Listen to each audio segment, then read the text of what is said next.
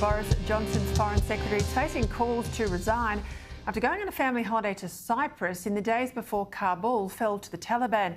Answering questions from MPs in Westminster, Dominic Raab revealed Five Eyes intelligence predicted a steady deterioration in Afghanistan following the US withdrawal, not a Taliban surge, he says. Let's bring in my panel. From Sydney, co-host of Outsiders, James Morrow, and in Adelaide, host of Bernardi, Corey Bernardi. Well, James, not a good look. I suspect he should go. Well, I suspect he should go too, but, you know, what he's talking about here is a failure of intelligence that we saw across the world. We saw it in Washington. You know, the Pentagon had no idea this was happening. Clearly, the Brits had no idea this was going to happen. And I think when we think about what the real meaning of this fall apart in Kabul and Afghanistan was all about and why it was so resonant for people is not just because of the huge humanitarian and military and geostrategic catastrophe, but I think it also represents something about the crisis of our elite institutions, our intelligence institutions, our decision-making institutions, that they were unable to see something that I think most people would have thought quite obvious and weren't able to manage it with any sort of competence, and thus led to a disaster. So, yes, he should go, but this is a part of a much bigger problem that I think people are now facing up to in the West. Yeah, I mean, you are being generous in those comments. I mean, Corey, we could see all of these external areas, other parts of Afghanistan, other provinces, they fell to the Taliban, all like a whole bunch of dominoes. Blind Freddie could tell you as soon as the US started to pack up and go home that Kabul would be next. And we've seen before, haven't we, Corey, a lot of these countries where the West come in and they train people up, the moment they're under any pressure, we saw this in Iraq. Honestly, we saw this in Iraq. They drop their weapons and they run. That's what's happened.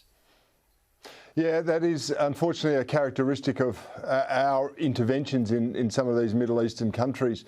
But Peter, I don't think this is a failure particularly of the Five Eyes movement. I think it's actually a failure of the American state. It's clear to me, or there's an increasing evidence now, that we're seeing information was withheld from significant people. It was disclosed to, say, the president, and Joe Biden, of course, made a fateful call to the Afghani president at the time to say, please don't make things appear to be bad for political reasons. And who knows what misinformation that was spread across the Anglosphere. So I'm not going to fault Dominic Raab here. I think he's probably telling the truth. I think it was a silly move to go away on holiday for anybody at such a critical time when you know Brits are trapped there, you know they've got to get out, and you're going to have a big job to play. But I think there's a lot of information that's still to come out about all of this, and I suspect the American intelligence services are not going to be covered in glory or integrity as a result. Look, I couldn't agree more, and I think there is an over-reliance in the Five Eyes. We've seen it inside government on US intel, and I don't disagree with you, James. I think the administration's got dirty hands here as well. Let's go to this issue, James, if I can. Hong Kong, we're told we've got huge numbers now getting their visas to move to the United Kingdom.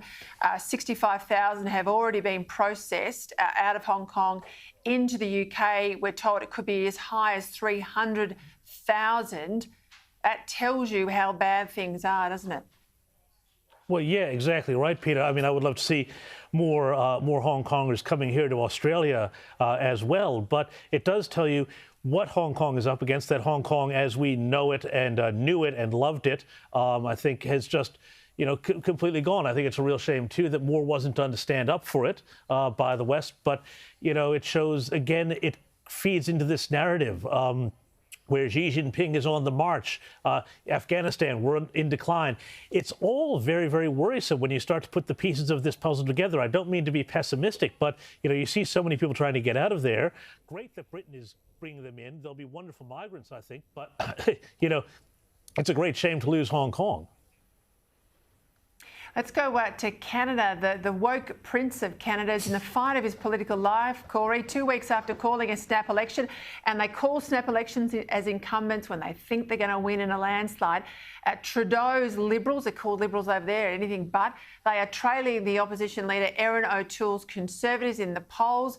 Prime Minister facing a barrage of criticism over his climate policies, economic management. let's borrow Keating's phrase here, Corey, this could be the sweetest victory of all. We'd share it even in Australia, wouldn't we?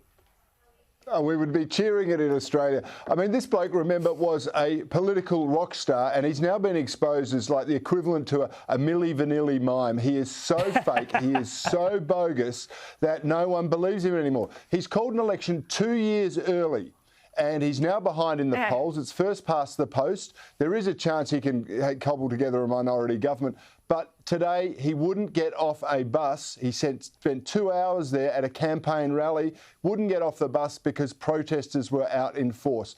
This bloke has all the shades of repeating the election failure of his father. No, I'm not talking about his uncanny resemblance to Fidel Castro. I'm talking about 1979 when his father lost the unlosable election. And you're right, Peter, this would be the sweetest victory of all. We have a lot of good friends in Canada. Every Thursday now, this international panel, we're going to circle back and see how the Prince, the woke Prince of Canada is doing. But yes, I am enjoying it for the moment. Let's hope it lasts. Thank you, gentlemen. Thank you for your time. Great to have you as always.